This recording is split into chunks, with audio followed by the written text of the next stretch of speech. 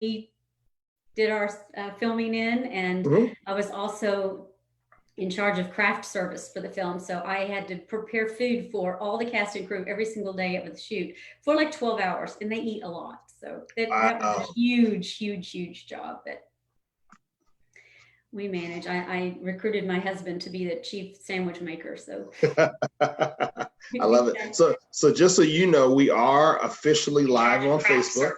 all right, very good.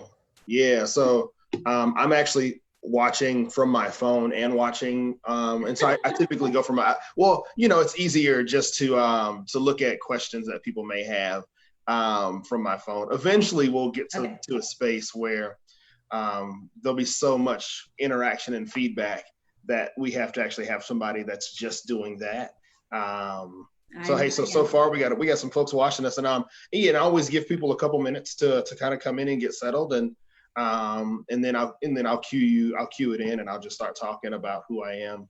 Okay. But yeah, no, I am really excited. I was telling China when I got the opportunity to preview it the other day, I was like, oh, like I was so, it was so tense of a movie, because you can feel it building to that moment, the building to the violent moments, because when you work around it, you can you can see the signs, and I was just gripping my chair, and I'm like, oh my gosh, it's about to happen.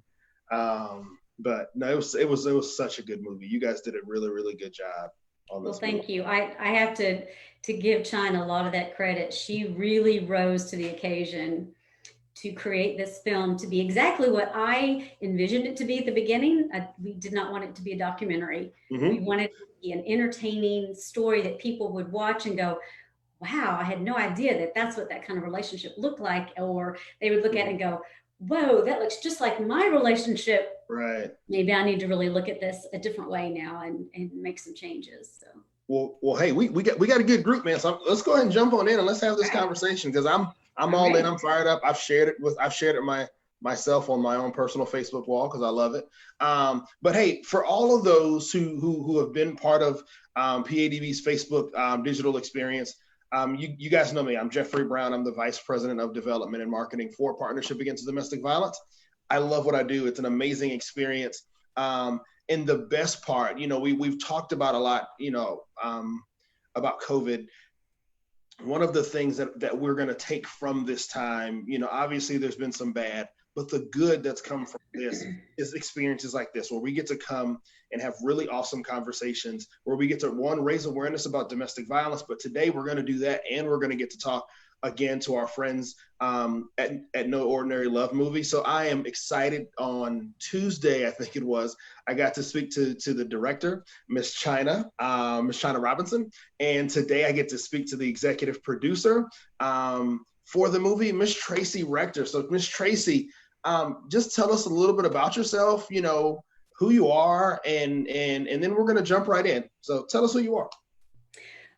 Well, first and foremost, I am a survivor of domestic violence. When I give this talk publicly about it, I'll say that I'm the one in that statistic. 1 in 4 women Yeah. in our country experience it in their lifetimes.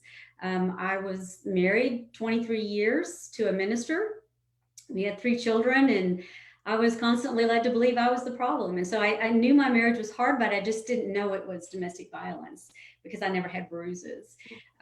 That was back in the 80s, and we rarely talked about it back then. Right. We just started doing the shoulders like that. So after I leaving the marriage, I was able to heal. And from that healing, I grew this passion to use my experience to help others.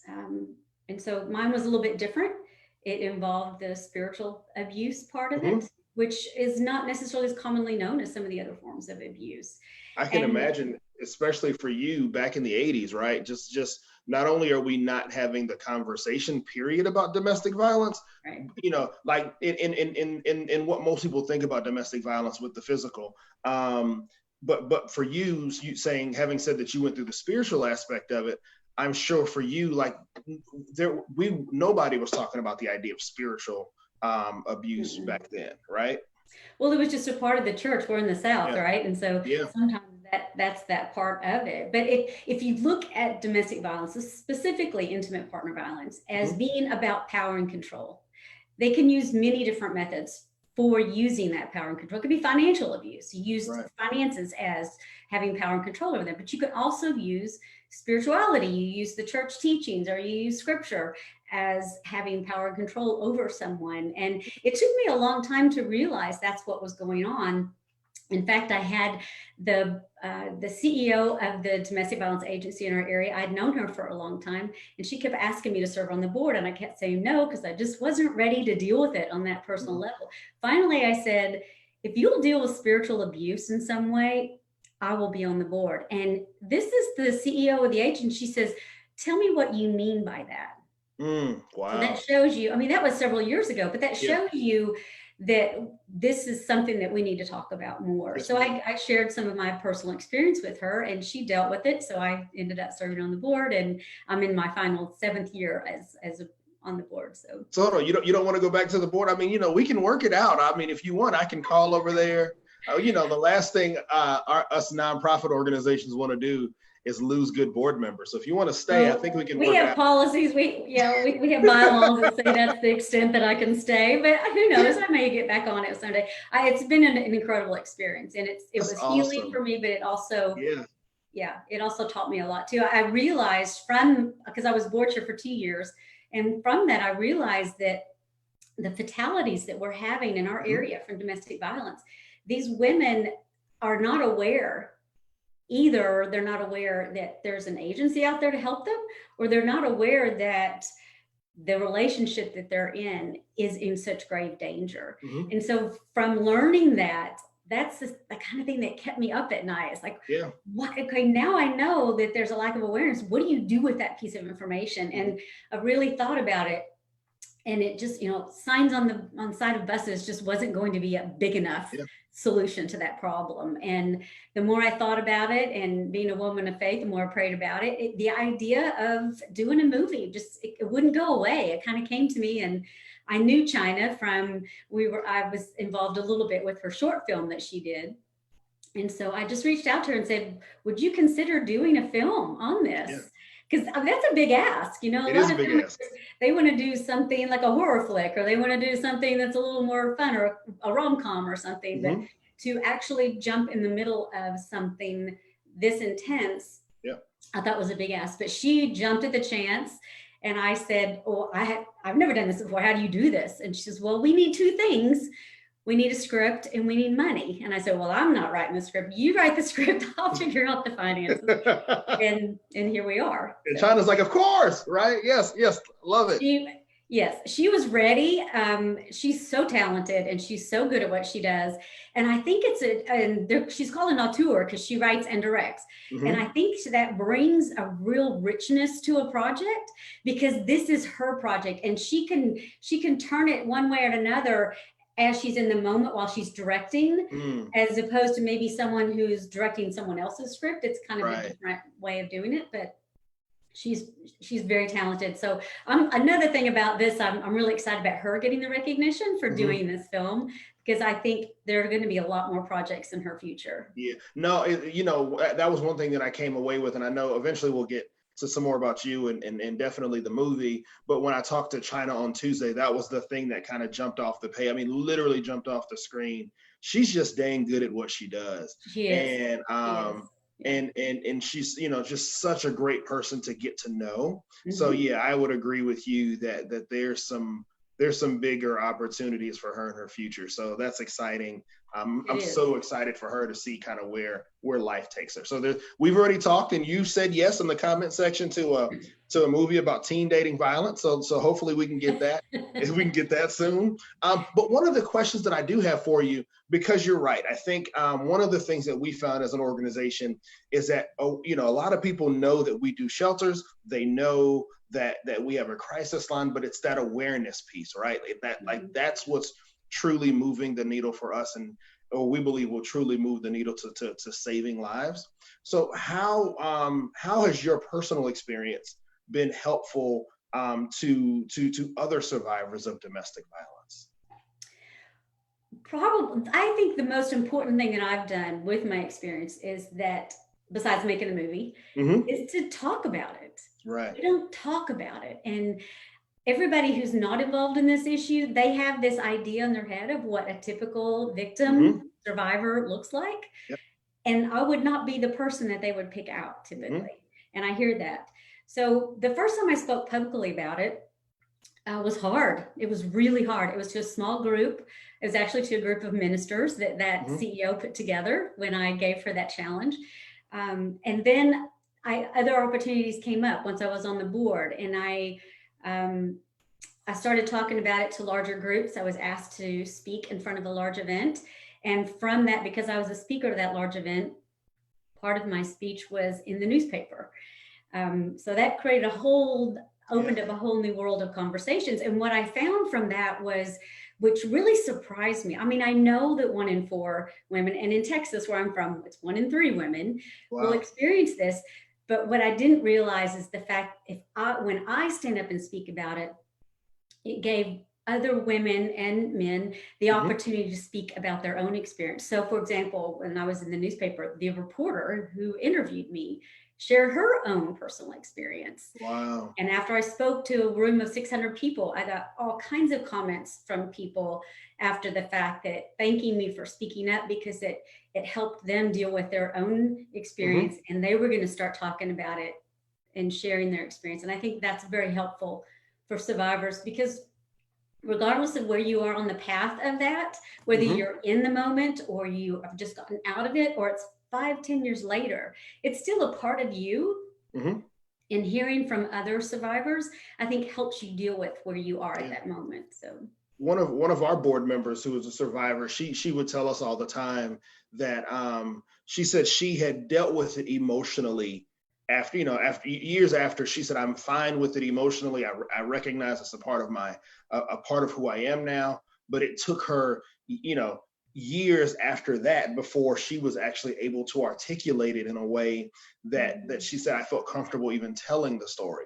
She's like, I was comfortable with what happened, and I had moved on, but I still was not quite comfortable with how do I share with others. And so she said, it just takes time. And so now, like you, every time we call her, to speak or something like that, she's always open, always willing. And it's the same thing. She stands up, she speaks, and then the room full of people will come up and say, yes, that was my mom, or that was my sister, or that was me.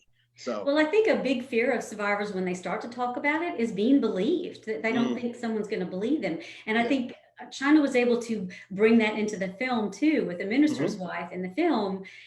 No, she was afraid to really talk about it some, because she didn't think people would believe her. Her husband was a well-respected man in the community. And so I can relate to that. Yeah. And it's difficult, because then you start to doubt yourself. Right? And so that plays a part of it. But I think that's why it's important that we start these conversations, bring it out of the shadows, and talk about it, so that we all learn about that we do need to believe the survivors. That's such an awesome point. Actually, China just made that comment in the comment section. Is that's the first thing that we talk to family and friends when they call the crisis line, and we say, and their first question is, what's the best way for me to offer support? And we just say, listen and believe, right? Because the reality is, for so many survivors, they've been isolated with their abuser for so long, and their abuser's telling them, hey, nobody's going to believe you. I'm a well-respected person in the community. I'm the only one that loves you. Your sister's been hitting on me, right? And so it's just all of these lies that they're being fed for so long, that they believe that nobody's going to believe them or nobody's listening. But as a friend, when your friend comes to you, the first thing you have to do is sit down and listen and believe. Can't solve the problem right away. Just sit down, listen, and believe. So, man, this is such an amazing conversation. And again, I appreciate you for just taking the time, man, and coming to talk to us. And obviously, you guys are in Texas. The movie's going to be here in Atlanta, being shown. What's the name of the festival again? It's the Bronze Lens Film Festival. Awesome. And so let me ask you a quick question. So there are some things but I want to make sure that as people kind of come and go in this live, they can get the real nugget that we want them to get, which is go to your Facebook page, right? and get your free pass. So tell us really quickly, if I want to watch the movie, when do I do that and how do I do that? The best way to do it is to go to our Facebook page, which is No Ordinary Love Movie. And you can go there and there'll be a link there and it'll take you straight to the Bronze Lens Film Festival site. And from there, you'll go to the schedule, scroll down to the Friday PM movie feature. And then right next to that says buy ticket. And that buy is in quotation marks because they're all free passes. Yep. You have to get your pass ahead of time. So the way this festival is doing it is you have a set time period to watch the film. It's not on the whole festival. So our time starts Friday evening. So if you get your pass now, then you'll be sent an email link on Friday to start your film. And you don't have to start it right when we are, but we're asking people to start it at 7 p.m. Central Time with us. And it lasts 93 minutes. And after that, we will have a live Q&A on Facebook that they can follow if they want to come join us in. No, that's important. I really hope people take advantage and yes, start 7 p.m. So a lot of our followers are obviously Eastern time zone, but however you do it, start it on time, because I think they would really, really love the opportunity to have that live conversation with you guys. I think that's going to be just as important as watching the movie. So if you're watching this today, definitely go get your ticket. Follow Miss Tracy's instructions, start the movie on time, and be a part of that live conversation that's going to happen after, because that's where I'm sure a lot of nuggets are going to be given out. And then that's where I think where a lot of healing will take place for survivors that may watch this movie as well. Well, it gives them a chance to speak up a little bit. So if everybody goes to our Facebook page, just like it, then you'll see all the updates that we give you and all the information about the live and anything else that we have going on with the film going forward. And if they're watching right now, honestly, they can just click the No Ordinary Love in the caption for this live, because I did tag the organization. So we try to make this thing easy for you guys. So Miss Tracy, why was this movie so important for you to make? I think I needed to find a way to use my experience and turn it into something good to help other people. It couldn't just end with me. And I think serving on the board of directors for an agency in our area was a good way to start that. But it just seemed, I felt like I needed to do something more. And when this idea of the movie came to be, being a woman of faith, I pray about it. And I asked for God's guidance in that and for doors to be opened and that this is what I'm supposed to be doing. And then when things just start rolling and everything is going in that direction, then I knew that this is what I needed to do. So I feel like our biggest goal is to get this film picked up for distribution. So people following us on Facebook helps us with that tremendously, because they look to see if there's an interest in this, seeing our film and seeing it to the end and voting for us. If you like the film, give us a 5. We'd appreciate that. It helps us get the Audience Choice Award. That's another thing distributors look at. So if we get picked up for distribution, say, for example, with Hulu or Netflix or something like that, then that's my goal. That's what I want to have happen with this movie, because then it will be available to everybody to watch. Exactly. And they will see it, and on the screen when they're looking through movies, they'll see, oh, there's a romantic thriller. That looks interesting. Let's try that. And they'll watch it, and then they'll see it, and they'll tell their friends about it. And the more people that see it, the more people will be aware of this intimate partner violence. It's complex. It's difficult. It's hard to understand if you haven't experienced it yourself. And what we like to think about, and we've heard this from domestic violence experts, is that the movie truly answers the question, why doesn't she just leave? Because all victims and survivors hear that. Why didn't you just leave? You know, I was in a marriage for 23 years. Why didn't I just leave? Well, I asked myself that question, but you know, I wasn't being abused to the point that I had bruises, so I didn't feel like I needed to. But it's complex, and you've got kids with them and a life with them. And what we hear at our agency, and I'm sure you hear this too from survivors who are in the shelters, they really, in some ways, they still love this person. They do. They just want them to stop abusing them. They like them when they're nice and they're not being manipulative and having power and control over them. They just want that to change. So what we like to say is, let's change the conversation. Instead of saying, why didn't she just leave? And let's turn it to the abuser and go, why didn't he just stop abusing her? Exactly. Let's make that be the conversation and deal with it from the abuser standpoint instead of so much from the survivor standpoint. Yeah, and I think at some point when you phrase the question, why doesn't she just leave? I think part of it is you're placing the blame on the violence on the abused. and not on the abuser. And that's the problem. And I do, and we do the same thing that you guys do, is we were shifting that conversation to back to the abuser, saying, why do you just abuse? Why are you violent with your significant other? And so, yes, I wholeheartedly agree. And I think the goal that I share your goal in making sure this movie gets out to everybody, because it's about awareness, and how many more people's lives can we save if I'm watching this movie and I go, I'm seeing some of my own relationship in character X. Exactly. And yes. So now I can begin to seek help, right? I mean, like, that's the, for me, if I had to pick the one goal, like that's the goal for me in this movie, getting out to the masses. We had one woman who responded after one of our showings of the film, and she said that she had left her abuser 3 or 4 months earlier, and things were getting kind of hard. Finances were tough. She was a hard time making ends meet. And she was actually, before seeing the film, considering going back to her abuser. But after seeing the film, she said, I'm not going back. I'm going to go seek out services. I'm going to call the hotline. I'm going to get help, and I'm going to get stronger without going back to him. And that, to me, that was golden. Like, that's exactly what I want to have happen from this. I want women and victims to think about how hard this is, to continue in that kind of relationship, that there is help out there. Hey, Ms. Tracy, so somebody actually has a question for you, and I want to make sure I ask it, because we are talking about faith and spirituality.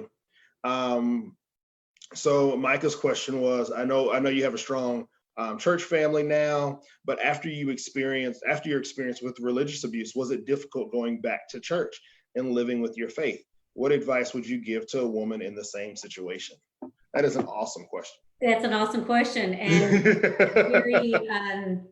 a very poignant question, because yes, it was very difficult. I think going to church wasn't nearly as hard as hearing the scriptures read. That was hard, because that was a part of my abuse. He would get his Bible out and read to me Ephesians 5, which you brought up with China, wives be subject to your husbands, but he wouldn't say the last part of it, right? And so it was, and other things. If I wasn't behaving in his misogynistic lens, then he would read scriptures to me. So even to this day, when that scripture is read during a church service, I plug my ears.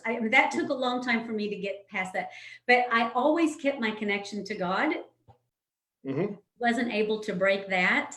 And it breaks my heart when I hear other women say that they don't go to church anymore because that was a part of their abuse. But it's hard. I mean, that's part of your healing process, right? And it helps to have someone you can go to for therapy or counseling to help you get to that point. So you realize what was actually in play with that this was a part of the abuse.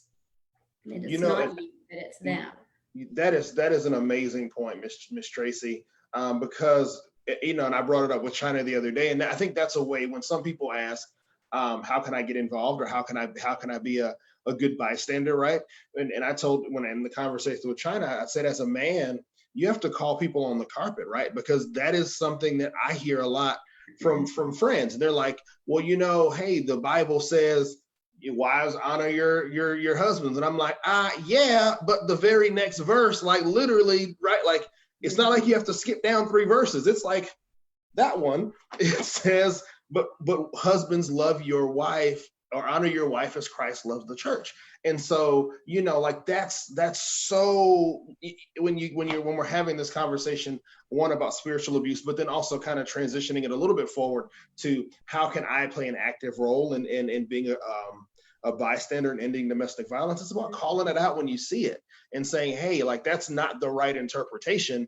I don't think, the God you serve is advocating for you to put down your wife, right? So yeah, anyway, I'm going to step off my soapbox here, because I'll stand on it for a long time, because that really bothers me a lot to see people manipulate scripture in that way. So Miss Micah, I hope she answered your question. Keep them coming. If you guys have questions, feel free to ask them. This is very casual. It's super casual. I have 3 or 4 questions more that I'll probably ask Tracy, but if you guys have questions in the comments, feel free at any point to to ask away. Miss Tracy is amazing, so she'll sit here all day with us if we want her to. So hey, what was the hardest part about making the movie? You know, China and I laugh about this. For me, it's whatever we're doing right now. That's the hardest part. It's not like parenting. You know, when you Yes. have a 22-year-old child, you think that you go back and you look at the 2-year-old, and you, at the time you thought having a 2-year-old was the hardest part of Mhm. parenting. No, it's having a 22-year-old the hardest part of parenting. So this is the movie thing is when we were first starting it, China had written the script and she was getting all these pieces together and we were scrambling trying to find sets and places to do filming and on a budget. So you're asking people to do these things for free. That was hard. Then the filming part was hard. The hours were so long. Mhm. And I was making all the food for everybody. So all that part of it was hard, dealing with permits and all the other pieces that are a part of that. And then we do the post-production, which I didn't have a lot to do with, but it was long. There's Mhm. so much. You have to have someone do color and sound and I mean, all these different parts to putting a film together. And then we start the film festival circuit and that's Mhm. what we're in right now. And to me, that is really hard because now we are in the thick of the film industry. So Right. we are seeing the signs of the difficulties of being a female filmmaker. It's real. Wow. All the talk about that you see in the Academy Awards, where so few of the films now that are directed by women get rewarded with all these different awards. It's throughout the whole system, and so Wow. it's that was a hard part was experiencing some of that. You But we have guys a are great breaking film, so barriers. You and China are truly breaking barriers because the film is already receiving some great acclaim. So I'm excited for you guys and we're excited excited to about our awards. That yeah. is truly very personally rewarding because you think you have a great film, you know, and your family and your friends say you have a great film, but when a filmmaker says, and Yeah. especially a festival says, yeah, that's the best feature, you get best editing, that's best ensemble cast and audience choice awards. Those things they add up, and you go, okay, yeah, we really do have a good film here. Now, I will say you're not making me feel any better about the two kids that I'm raising. If you're saying it, if whatever moment I'm in, it's just as hard because I have a 6-year-old who'll be 7 next week, and I have a 1-year-old. So now I'm like, oh man, so you telling me it doesn't get any easier? So Oh, it gets easier. The no, you easy just said part it is didn't get it gets easier. easier, but when a popsicle solves most of the problems, it's not so hard. All right, you are right about that. Popsicles do solve a whole lot of They problems. do. You They know, solve a like, hey, lot of let's all sit down and eat a popsicle. Oh, great, Dad, thank you. So yes, you're exactly right. So hey, thumbs up for Tracy for the popsicle idea. If you didn't know that as a parent, um, so far, how has the response been to No Ordinary Love? basically people like the film. They're entertained by it, I think, first and foremost, Mhm. but they also see a value in the message that we're giving for this film. So since we've gotten the 2 audience choice awards, we've had a lot of film festival organizers give us their feedback about it. So and that's rewarding. But what we've also done, and just like we've done with you guys in Atlanta, bringing this film to Atlanta, we connect with a domestic violence agency in the town where the festival is, so that we can use this film to help raise awareness in your area. Yeah, But then you can also help us raise awareness of the film more, so that exactly. we can actually get the message out even more. Exactly. This like I said, this has been a really rewarding experience for us as an organization. Just I mean just on a simply human level of just getting to know you in China. This has been a really rewarding experience. I told China though, you guys picked some great actors for the men. I mean the women were great actors as well, but the men were so believable. Like I don't know if I would feel like seeing them out in public. I think I'd get angry at both of them. Like how did you beat on your wife? Like I'm like, oh, I mean, they did such a great job at playing their role. They did. They That nailed it. whoo, yeah, they did. Like it was tough to watch. And I mean, I wonder, and maybe you can speak to it if you know, like how did that make them feel when they were in that moment or after that scene was shot? How did they step away from the character?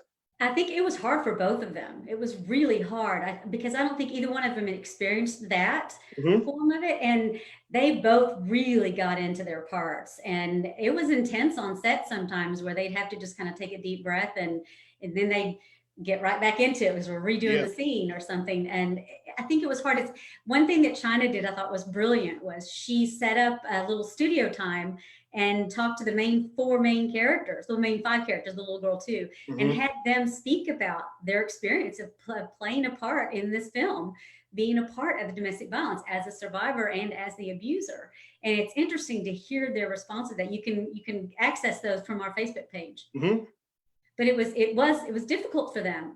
It was difficult for them because it was so intense. They had to really portray it in a real way, and that was one thing that China was so good at doing as a director. You know, which she would direct them, they would do the scene, and she goes, "No, it needs to be more like this. It needs to. You have to really get this Mm-hmm. idea across, or whatever." And she was able to pull out of them exactly what she needed that character to be, so they were believable Yeah. as an abuser, but you could also see the emotion that they were going through to it. Yeah. You know, one of the things that I think I appreciated the most, and this is again just a testament to the quality of work that you guys did.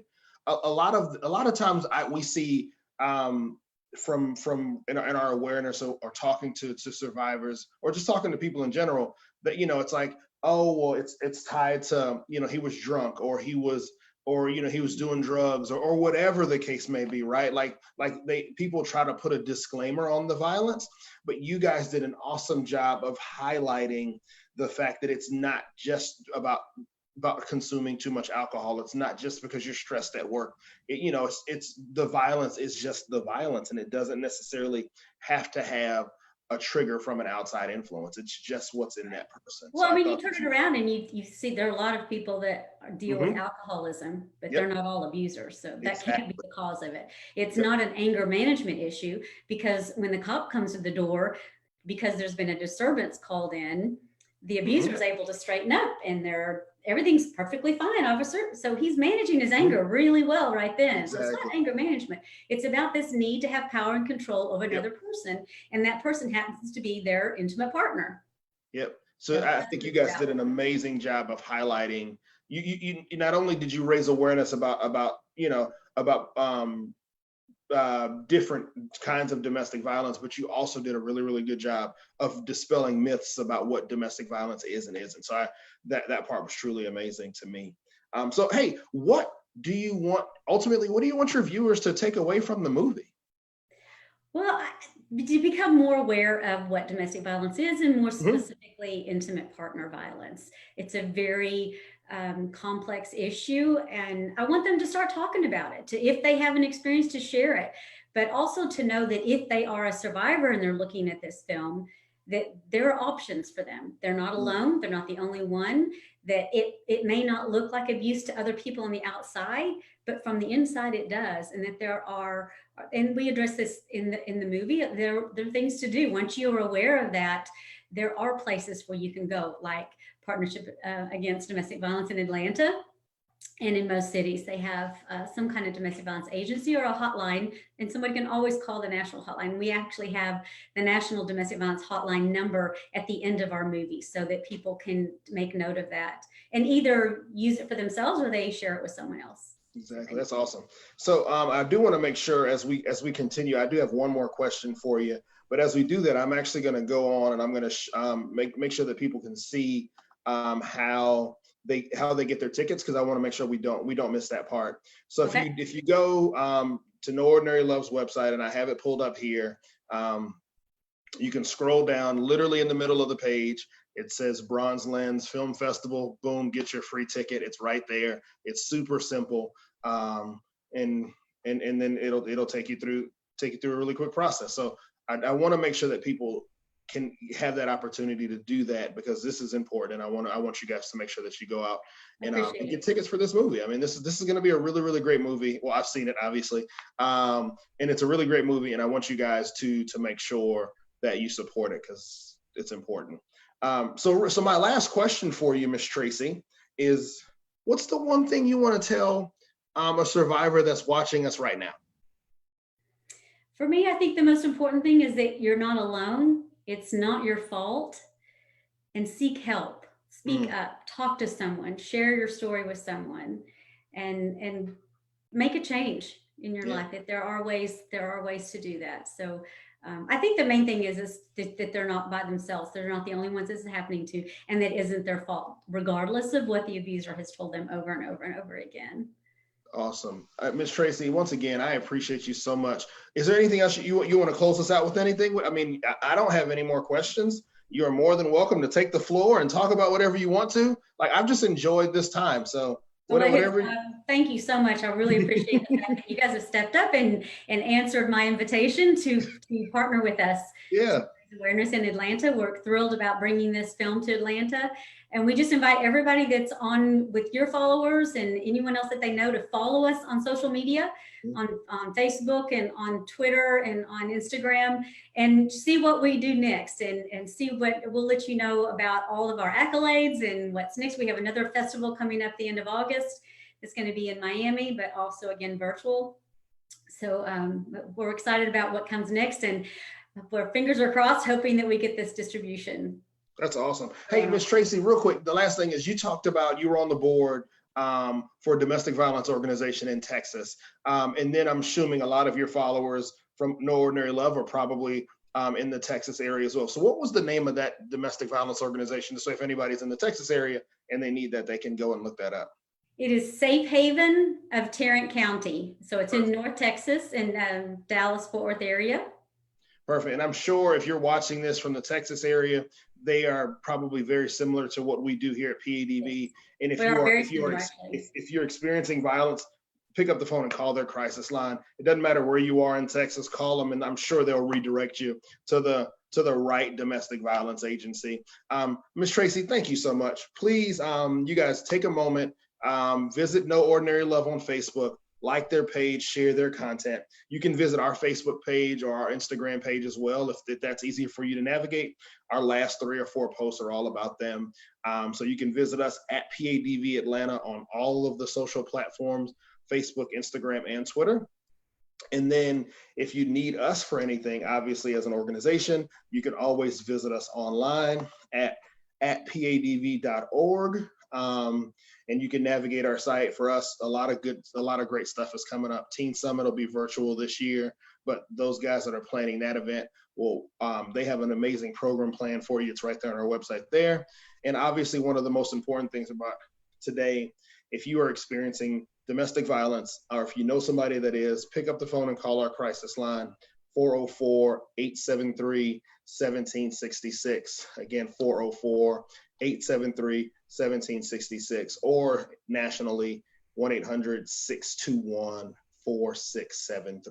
So again, thank you guys so much for watching us today. Everybody give Ms. Tracy a big round of applause.